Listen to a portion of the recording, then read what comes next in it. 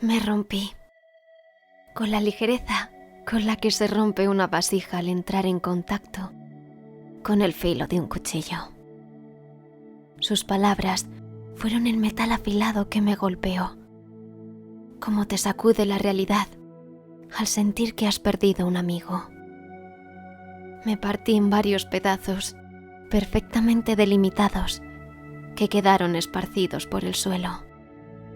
Y aterrado, dejé mi corazón escondido y protegido, solo por el momento. Lo dejé para luego, para cuando lo necesitara, como los trastos viejos que guardamos en el sótano y olvidamos que están ahí. Y lo olvidé. Olvidé que lo tenía. Olvidé su uso.